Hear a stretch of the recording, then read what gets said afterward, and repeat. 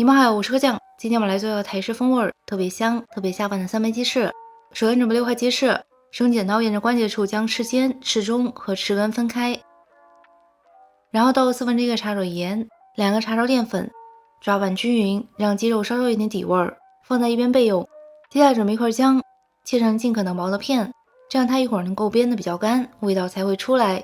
30个红葱头和30颗蒜备用。这个数量的红葱头和蒜是用来吃的，如果你不喜欢吃这些，使用2粒蒜切碎了炒香就可以。1叶辣椒切片，15颗田螺乐或者9层塔，只使用叶子的部分就可以了，它的根茎吃起来比较硬，不太适合食用。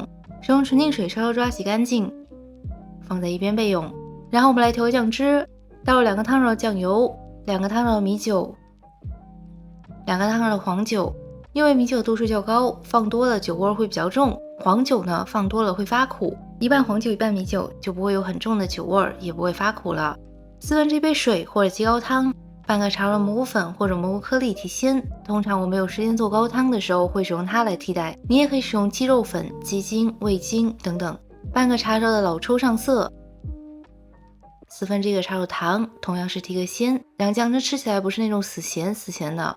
开大火将锅烧热，转中火倒入1个汤勺植物油润锅，倒入鸡翅，将鸡翅平铺在锅面上，煎至2面上色。刚开始不需要去翻动它，因为非常容易粘锅。有些人越粘越翻，越翻越粘，到最后鸡皮全部都粘在锅面上了。稍微煎个2-3分钟再翻面，就不怎么会粘锅。等2面都煎到这种程度就差不多了。将煎好的鸡翅盛出，倒入2个汤勺乌麻油或者芝麻油，乌麻油就是使用黑芝麻制作而成的芝麻油，它比白芝麻更香一点。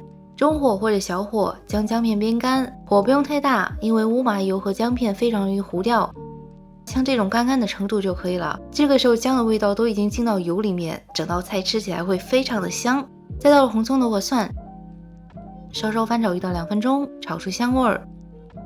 倒入鸡翅和酱汁，翻炒均匀，大火烧开后转小火，盖上盖子，焖煮12到15分钟，将鸡翅煮熟。中途翻动一下，让它上色更均匀。12分钟之后，倒入辣椒和罗勒，关火，盖上盖子焖30秒，使用余温将辣椒和罗勒焖熟，最后翻炒均匀即可。这样一道非常美味的3杯鸡翅就完成了。这道菜闻起来和吃起来都非常的香，鸡肉味道鲜美，用酱汁拌饭能连干3碗米饭。连姜和蒜的味道尝起来都不错，虽然吃起来有点像煮软的土豆，那做法也不是很难，有空的话就尝试一下吧。